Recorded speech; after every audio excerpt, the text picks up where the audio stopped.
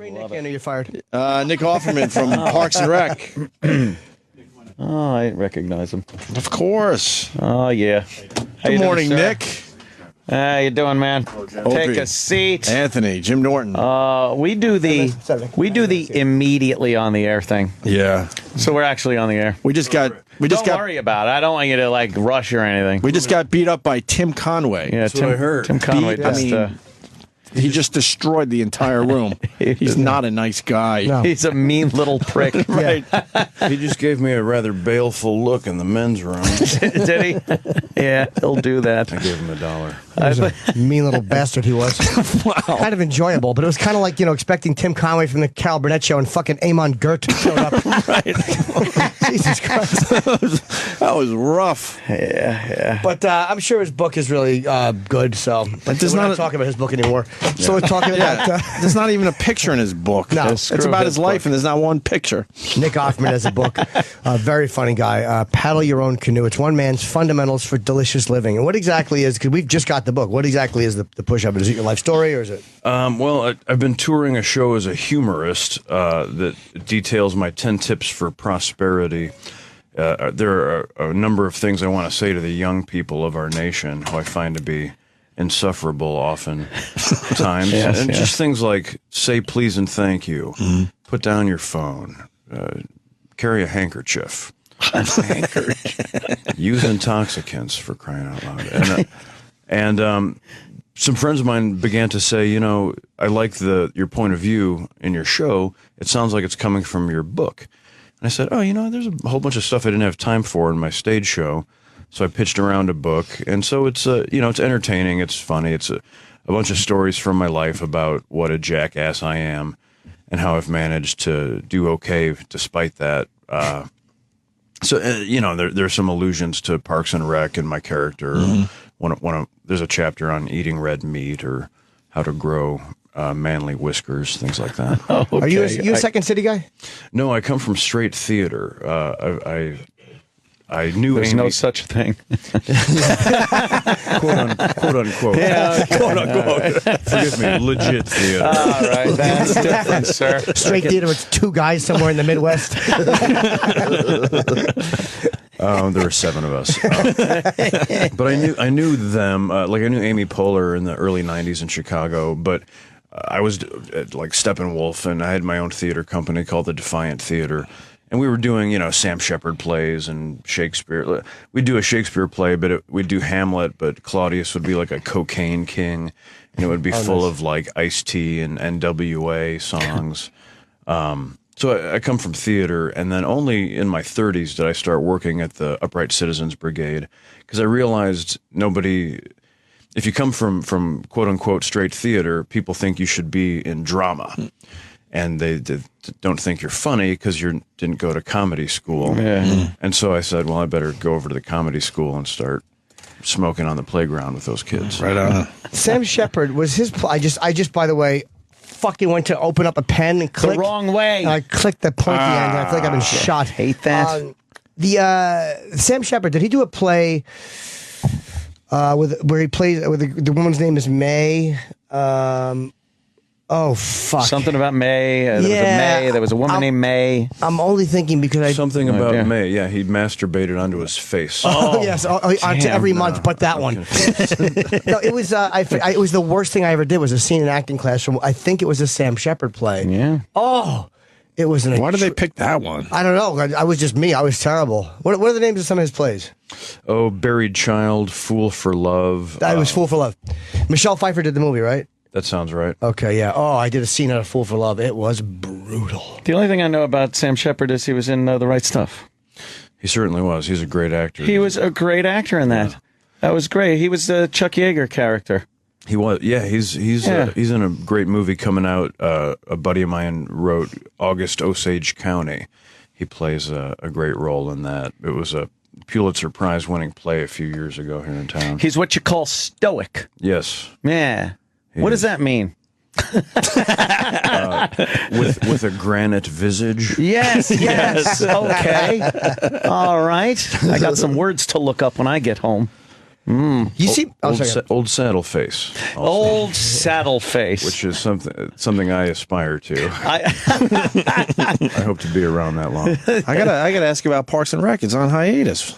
What's that about? Well, that's a bit of an embellishment by the muckrakers over at the Huffington Post. Oh, okay. Oh boy. And NBC, is trying to figure out who to put in the game and strategize how to get ahead here one of these days.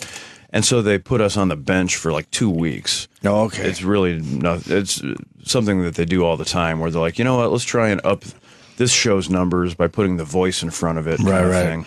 And so we just sat down for a minute, but All right, that's way different. Not going anywhere. it is, yeah. I think we're going to get to finish the season. Is that show completely scripted, Jesus. or is it? Because Amy's a brilliant improver. I've seen her work, and she's one of the greatest I've ever seen. She's like a crazy comedy machine. You put a quarter in her, and she'll crank out a 7-part series. It's like harassment. It's unbelievable. The quarter in her. It's terrible. I kind of liked it. Right. A 50-cent piece. Excuse me. Right. It is entirely scripted. Our writers, a room of writers led by Mike Schur, who comes from SNL and then The Office. They're brilliant. So we never need to make up a thing. But because we have people like Amy, we can shoot the incredible script and then say, okay, now what do you got? And then we screw around and find some other gold. And how much of that stuff makes the show? Probably, I'd say 3 or 4 moments a show, Right. You shoot a scene where it comes around to me and I have a punchline like, please don't touch my axe. And then on take 5 through 7, I'll say, please don't touch my firewood implement or whatever the BS is. And once in a while, it's funny. With the others, quite frequently, it's funny. And sometimes they keep it in the show. Nice. What is your play about, or your stage show? It's something I've often aspired to do is play the guitar and entertain people where they let me finish. And, I never even remotely came close to it, but then I realized if I can get them laughing, they don't care how terrible my guitar playing is. So it's a bunch of funny songs with all these anecdotes of, here's a story about me being a complete idiot when I was a teenager. It interspersed, sort of dovetailed in with these lessons of, say please and thank you. Don't look in the mirror. That's a big one. Don't look in the mirror. Avoid the mirror. Yeah, that's the key to a great self-image. Oh, okay. Yeah, because you'll kind of be down on all yourself. of the channels, all the commercials keep telling me I should look like Keira Knightley, and I feel good about that inside, and I mince about the sidewalk, feeling beautiful. And it works well unless I look in the mirror and see, oh, Jesus. Makes sense. This is not, You're not looking this very is not nice. cutting it. No. Although you're one of the few guys that really makes a mustache work in this day and age. I mean, it really appreciate it. it Thank works you. for you. I can't. How long have you had the mustache? Well, I'm a character actor, so it's one of the tools in my box. I love to pull it out when I'm playing a cop or a thug or whatnot. I guess I've had a pretty full, set of facial bracken since I was about 20 or 19, but I don't go for one look. So I'm looking forward when my show is over to Just shave it off. put it away for a while. Oh, yeah. okay, I got you. Do you get sick of it? I don't mind it. Usually, I've never been on a series like this before, so usually I look really different every 3 months, and that's fun. It's like a Lon Chaney lifestyle. Who are you? I like to be unrecognizable. I found a way to do that in 20 years of stand-up. But now it's I'm ready to have the disguise of my clean-shaven face. What do you mean, Lon Chaney? Did he switch up the way his look all the time? Yeah, well, he was the guy who played sort of every different monster, yeah. and he was an early film makeup genius. He used to when he had to make his eyes look blind, he would cut out that filament from a hard-boiled egg between the egg and the shell. Oh, shit. And lay a piece of Holy that shit. in over his eye, which I've That's tried. committing. Wow. It's quite difficult. I would gather. You actually tried that. I did because I was broke, and I said, "Oh, Lon Chaney did this," and I talked to a guy whose dad did makeup with Lon Chaney years later, and he was like, "Oh, well, there's a whole bunch of other shit you got to do to it. But You can't just lay stick that- it in your eye. Yeah, you yeah. soak it in vinegar, and Gotta fog it up, I guess, or something. Ungoop it. But doesn't it come apart, or how do you take it out? Like a lens is solid, contact lens is solid. it's the taking it out. I couldn't answer because I never quite got it in, but it's like a fabric. It's like that filamenty skin that pulls out from the inside of the shell. And he thought to put that on his eyes to look blind. It's pretty smart. Yeah. It's amazing now. It's just so easy to do. They just throw a contact lens in you and fucking you're done. Which is what I ended up having to do. I was like, oh, that was a day of pain. How much are those white contact lenses? Why'd you want to look blind? It was for a film, an independent film that didn't have any budget, and I was like, "Oh, I'll take care of the blind." Yeah, guy. I got the blind stuff. Don't worry about it. I got it, guys. I'm on it. Got some eggs. Pacino did a good job of looking blind in Scent of a Woman. Like there was something about it. Didn't look like it. Just looked like he was kind of not seeing anybody. And I'm like, what a talent that is to. Yeah, some people can't pull that off, and they're But playing it sounds blind people. stupid and simple. But to be able to look at somebody but not see them and look like Yeah. you're not seeing them is pretty fucking impressive. Especially when you have to act with somebody. Yeah. That would be a little. That's the thing hard to do. if you in the case of Al Pacino, you can be good at acting. I unfortunately had to try and stick an egg in my face to pull it off. Yeah, it's a little different. Is it hard to go from because this format of Parks and Rec is, again, it's a different feel. It feels like a documentary style comedy, and then to kind of go back to straight comedy after that, or what's more traditional, probably isn't as fun. It's different. I mean, I come from the stage, and my wife and I did a play this year, which we're actually bringing to New York next year, called Annapurna, which is it's really a lot of fun. It's a comedy, but then it gets really dramatic. It's a really great piece of writing, and that's our first love. And I guess in the theater, you do what's ever in the season. So maybe you're doing like The Death of a Salesman, and then you turn around and do some wacky. You can go do the Book of Mormon or something. And so it's kind of fun to switch up disciplines. We do get spoiled on my show because of the documentary style and everything's handheld. We don't have a lot of marks like you do in a film, and you can basically be sloppier and lazier. And so then you go back and work on a film, and they're like, no, Nick, we need you to please do the same thing every time. And you're like, oh, yeah, I forgot. They let me do whatever I want over at our hilarious Chuckle Fest. Yeah, but it's got to be nice just to fucking It's gotta be freeing. Yeah, being on the mark sucks. It is many scenes. Like if we were shooting this right now, they'd be shooting through the windows, so there'd be no cameras in here.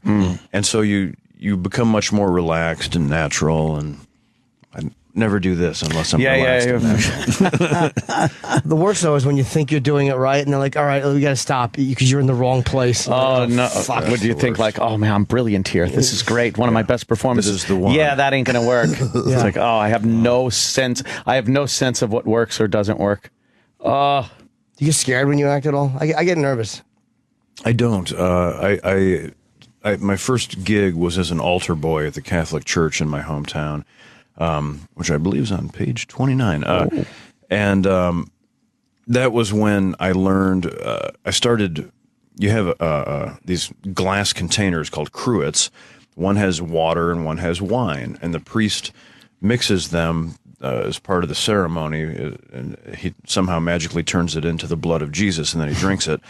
And invariably, I served under several priests, and they all really humorously, it's like a Mel Brooks scene, take the wine and then go glug, glug, glug, glug, glug, glug, glug. There you go. And then take the water and go bloop. Like, all right, that's an equal mixture. That's all you need. And I started reviewing the wine with facial expressions for the crowd. So I'd be standing there and I'd take a whiff of the wine and kind of shake my head and make a frowny face. Or sometimes I'd say, pleasing bouquet, tinged with just a hint of regret.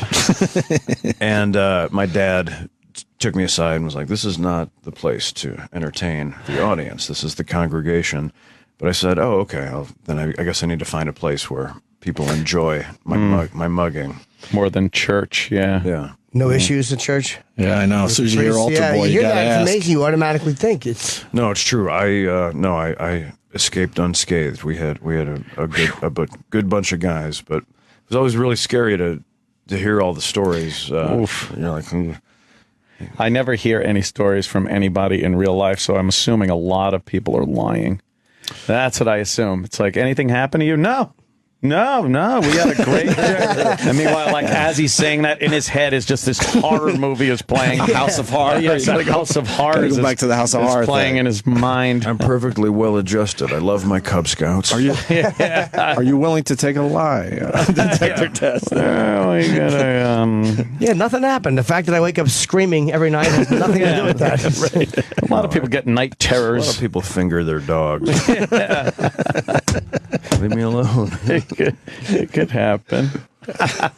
You a married man, are you? I am. I'm happily married. I've been with my wife for 14 years. The great Megan Mullally. From Did you say Lower wife Days. of 14 years? Yes, we've been together Oh. for 14. We just had our 10th anniversary. Oh. See, I was Oh, making, dating for 4. Yeah. I was making an underage girl joke.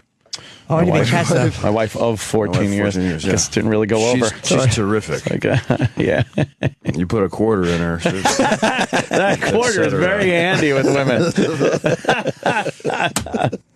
And she's in theater with you. Well, Grace. I assume, yeah. Yeah, she's Yes. done Broadway shows. She was in Mel Brooks' Young Frankenstein, which is one of the greatest things I've ever seen. Who was she in that? The Madeline Kahn part, Elizabeth. Oh, not, I thought he meant, Madeline Kahn part. I thought he meant in the movie. Yeah. No, the musical. They did a Broadway okay. musical, yeah. I was going to go, like, wow, I was gonna say, Like, she's wow, getting older. You were married to Madeline Kahn? What happened? Yeah, it didn't work out. And she does a little Parks and Rec, a little bit. She does, yeah. She works on my show. She does. Was your ex? She does all kinds of stuff. She has an amazing new band called Nancy and Beth. We were just analyzing it last night because it's they do old fashioned like kick-ass blues and rock songs that are a little more obscure, but they add the production value of like a Beyonce show. So she and her friend Stephanie Hunt, they do all this super sexy, intense choreography. Well, it's like an old Tina Turner kind of show. And it's just something nobody does anymore. Right. Like we've all become so lazy that we sit on a stool Just and play a mandolin or like let me sing to you about coffee. You appreciate me. But yeah, they're called Nancy and Beth. They're super a lot of fun, and I guest for them a lot. I perform a couple different rap songs for them. Really? We do Hits from the Bong and Smell Yo Dick by Risque. So there's some mirth. Heard that one. Is that a real song? There's some mirth in the show. Oh, that's a real song. It is. Oh, Smell yeah. Yo Dick. It's incredible. It's Oh, yeah. I've heard it before, Yeah. sure. Yeah, Sam's played it. What do you think of the passing of Lou Reed? Everyone's talking about Lou Reed today. Well, I doffed my cap. I mean, I'm also a really big fan of a very close friend of his, Laurie Anderson. And You're a big fan. Oh God, yeah. Hold on. Okay. She was a weirdo. Hold on, Or though. is a weirdo, We yeah. started our show because they married in 2008. I did not know that. And then we played Oh Superman because that's the only thing we know.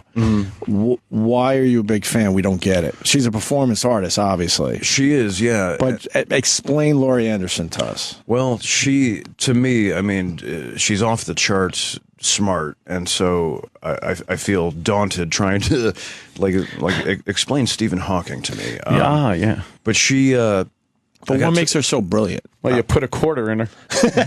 she is a storyteller who takes her stories and performs them in a really innovative way. She also plays the violin. So I used to see her live in the 80s and 90s, and she just puts on really trippy, cool shows using sound and visual.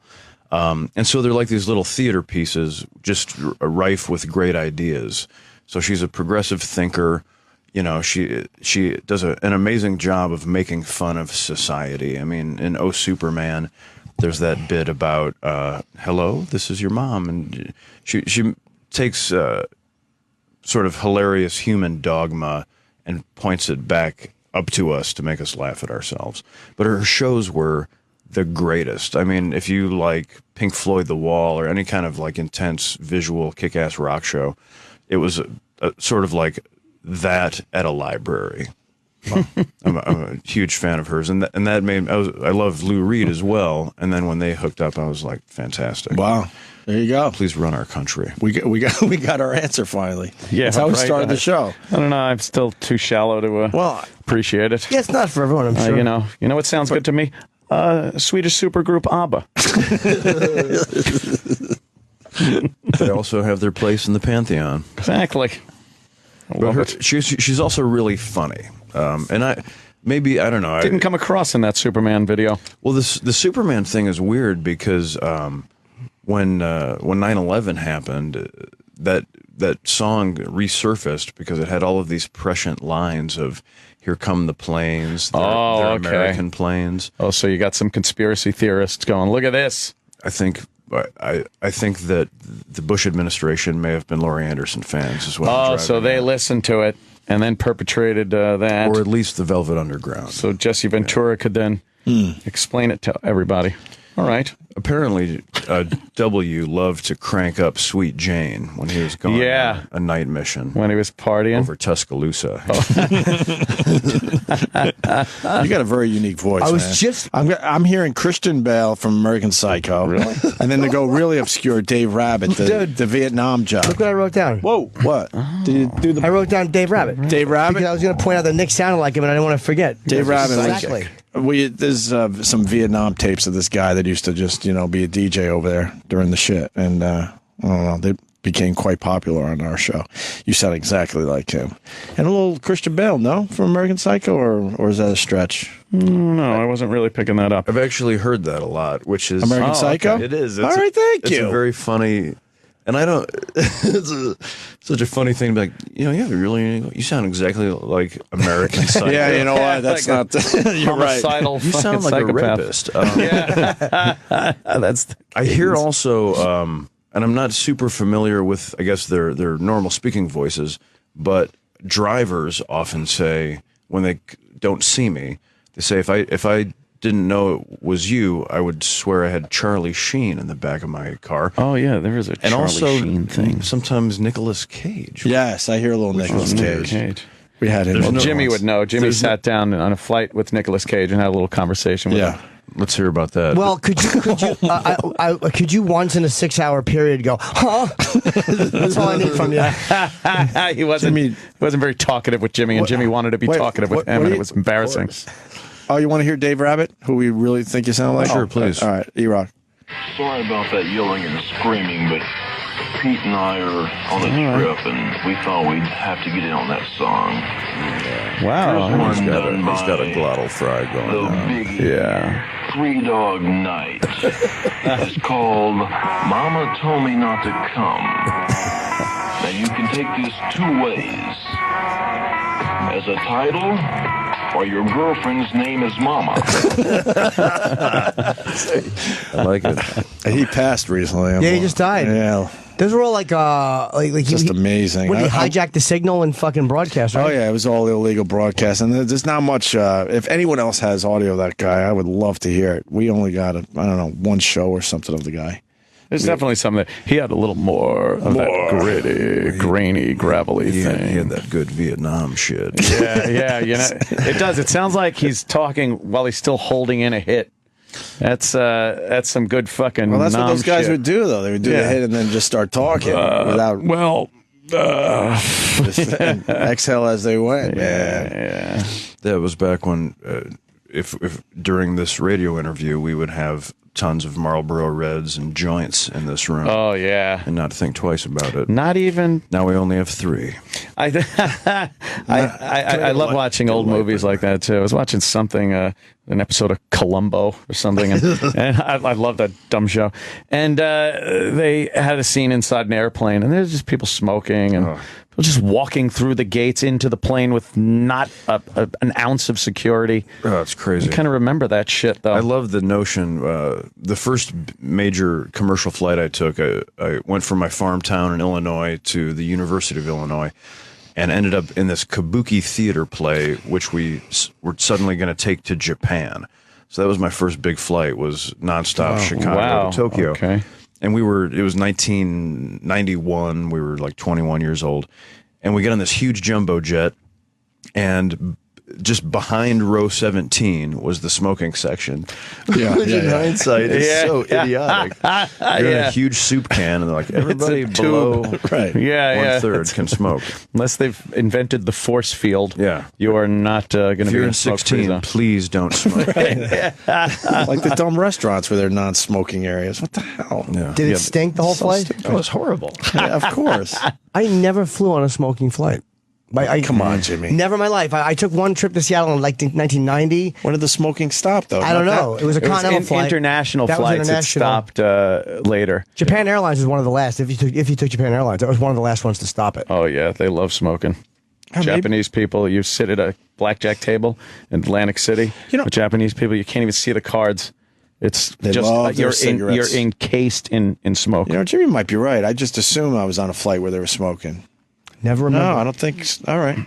Sporting events, of I course. remember Holy that, though. shit. And concerts, my God. I remember I was like 12 years old. I'm on a plane going to L.A. and just smoke everywhere. It's how they allowed people to just have little flaming objects in the plane. Yeah. It just seems so odd now that for safety reasons. In a vehicle that's carrying a huge amount of oxygen. The oxygen in and case of emergency. fuel and and there you go. Everyone have a lighter, light up. And they're worried about our dumb cell Our phones? cell phones are, right. What are you like kidding me? that. Please remove your shoes. Right. Yeah, he used to smoke. Turn your cell phones off. What? You know what we used to do up here? This used to have fire in our this was seats. crazy. Right. We were pinching all- stewardesses' asses, and It's all well, not at nonsense. 12. You know, me. Well, I say good luck with the book, Nick. Have we sold it properly? I don't even know. It's called Paddle Your Own Canoe, and Yeah. it's Nick Offerman, and it's got some true stories in there and some life advice. And some humorous illustrations by a very funny guy named Mike Mitchell, including some illustrations of me performing breakdance moves. Oh. Also, some acceptable and unacceptable versions of facial hair, I'm right on that page. Look at that. including when I first met Harry Connick Jr. when he was working on Will and Grace. I had a goatee. Very funny, hilarious, talented guy. And I met him, hi, this is Nick. Hey, how you doing? And he pulled me in with the handshake and said, where I come from, we call that a prison pussy. And I said, I think you and I are going to get along. Yeah, that's a good one.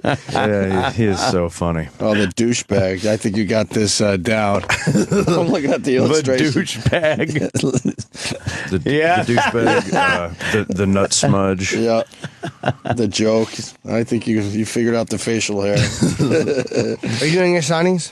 I am, yeah. I've been doing. I had a big signing at Union Square at the Barnes and Noble, and it's weird. It's a whole new medium. The book. The book. Turns out, yeah. This stuff, they're putting it out on paper now. It's amazing. And it's rather permanent. Like it's funny because you tell jokes, you tell stories, and there's something ephemeral to it. Like nowadays it exists forever on the internet, but it's you listen to it and it's gone.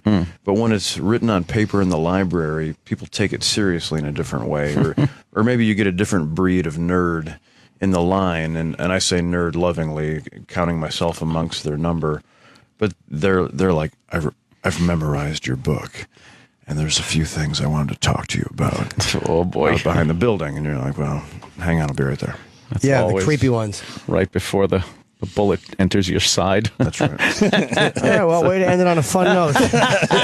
No problem. Nick's signing is going to be like the fucking end of talk radio. Enjoy my book. You're dead, fucker. Do you have any signings coming up? Because I was going to plug them, but we don't have them in front of us. That's why I was. And it's Nick man. Offerman on Twitter. Nick_Offerman. I do have I have events coming up in Toronto and Vancouver, November 2nd and 3rd. And I have my touring American Ham show. The only hard ticket show is at the Dallas House of Blues, November 16th or so, the night before Meat Fight. Oh, meat fight. That's right. My brother and I are judging an event in Dallas called Meat Fight, which raises money for multiple sclerosis. It's hard to say. research. Yeah. We just say MS. MS. Makes it easier.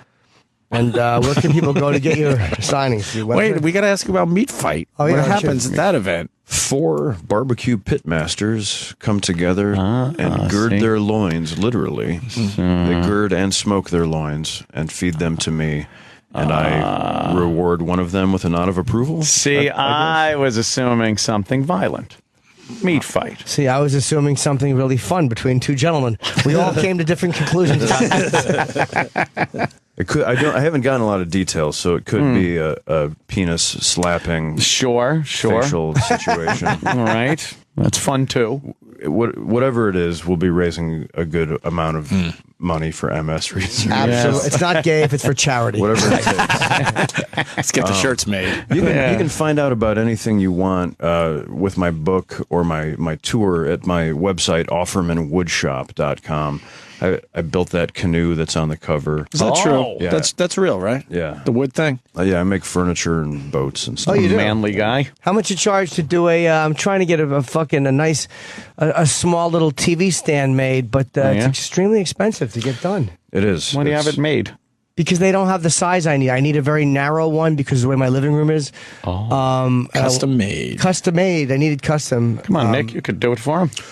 There's a guy in town, actually, my friend Jimmy DiResta, who you probably know John DiResta. I know John. I was just talking about him. He's a comedian. He lives in L.A. now, yeah. Really funny guy. His brother Jimmy is on the Lower East Side, and he's an incredible fabricator of things. Ooh. And he makes furniture. He can make you anything out of any material. Do you have dado blades? We have dado blades, yeah. Yeah, you cut yourself a dovetail joint. Yeah, that's right. That's nice. Like that. That's good. It's a manly guy right there. Like the way you talk. I like that. Do you sell the canoes? We've sold one canoe on commission. I've made two, one for myself and one for JimmyDiResta.com. And they're expensive. Like, you can't make canoes for a profit. They take months to make. There's a lot of pieces, and there's no straight lines. Get other people to do that stuff and just say, look, I made this. Well, we do. No, we get a sweatshop. I've got a shop full of woodworkers, but unfortunately, it's good-hearted, and we're trying to make these youngsters a living. So these are amazing, too, these canoes like this, because it literally looks like furniture floating. It's beautiful. The sides are so nice and shiny. At first, it gets really hard. Like, you don't want to take it out. You don't even want to take it out. You're like, well, what? It's like putting a wonderful dresser in the water. Just I should have built a Corvette. Kicking a coffee table into the water. Don't want to bang this up. Yeah. A lot of sanding. A lot of wet sanding with that. I eschew the wet sanding really? As much as possible. Yeah, it's a great finishing technique, but it's like a super high-end, refined museum quality. Yes. And I try to have all the stuff I make be of a more rustic, natural, like it'll fit into a modern home, but it'll also fit into Paul Bunyan's So what do you lodge. Just use a rasp? I spit on it. Finish it with a rasp. I sand up to about 150, 180, but ooh, yeah, that's some fine grit. 220 is as high as I like to go. A little high, as high as you go. Yeah, I hear you. I'm going to call Jimmy DiResta and say, Nick Offerman said you could hook me up with a nice little unit. He said wouldn't run me more than $600. He'll say, hey, I'm from Long Island. Hey, I'm sure he didn't give you a quote. He isn't much faster than I am. He's incredible. He's somebody who's kind of a hero to me. You can be like, hey, can you make me these headphones out of glass or steel or yarn? And be like, yeah, I'll give them to you next Wednesday. You know what? Because the quotes I've gotten, it's a very specific thing. It's not too complicated. It's pretty simple what I want. Yeah. But it's just I need a certain size, and that's what's hard to find. You got to go custom. Sure. And the quotes are astronomical, and it's just not worth it. It's wow. It's a tough thing. I mean, there's a resurgence of artisanal handcrafting in our country, which I'm a big fan of, because in our communities, if we can all begin making our own stuff again, you make leather belts and boots. I'll grow a garden. You knit dresses. Oh, I have to do that. I'll wear them in the garden. And I'll spank you with my belt. We'll get together and have a meat fight. That sounds great. But it's a Jeffersonian thing. If a community can support itself, then we can tell China to go suck it at some point. That would be nice. Which would be nice. That's all I'm saying. We're being held as their little puppets these days. They own a lot of our country. Well, I know. That's kind of awkward. It would be nice to have that not that happening. That is the catch. Yeah. It's kind of tough to tell them to go fuck themselves. Well, once we all start cobbling our own shoes, we'll get to that point. Opie has a good point. It literally is tough to tell them to go fuck themselves. You got what is Chinese for go fuck You yourself? got to learn Mandarin first. Yeah, you got to learn Mandarin. No, I thought that was kind of funny, Jimmy. I'm just weighing the options. It's not a bad point, actually. Yeah, it's kind of hard to. All right, let's get Nick out of here. Nick Offerman. Let's us get out of here. Yeah, oh we're my done. God, we're missing Sam's show. Oh, wow. Yeah, we went late for Nick sorry. Offerman. That means it went well. Yes. Yes, And we're relieved that Tim Conway's gone. Yes. I was much more gentle. yes. And we appreciate it. Yeah. Out of the Yes. two, I would assume you would be the meanie, not Tim Conway. Yeah. Tim's a rotten little man. And Parks and Rec, of course, coming back. That hiatus thing was just short-lived, a couple weeks. It's BS. That's very good news. Yeah. And do we have anybody to? Nick had. I forgot to mention that I'll be at the Beacon this Friday with Dice. So tickets plug. go to Ticketmaster if you want to see me and Dice, and don't if you don't. And who do we have tomorrow? Anybody? We'll Who's figure it coming out in tomorrow? You know? We don't know until we get here. I know. I never know. We'll figure it out tomorrow. All right. Nick Offerman, pleasure meeting you, sir. Thank you, Come gentlemen. back and Yes, see us, sir. all right? Yeah, great to meet you. All right. Thank you, sir. The Opie and Anthony Channel on Sirius XM. All right, well, that sucked. To hear the Opie and Anthony Show 5 days a week live on satellite radio, online on your phone or tablet, or even on demand, go to SiriusXM.com. Also, interact with the Opie and Anthony Show on Twitter, @Opie Radio, @Anthony Cumia, and @Jim Norton.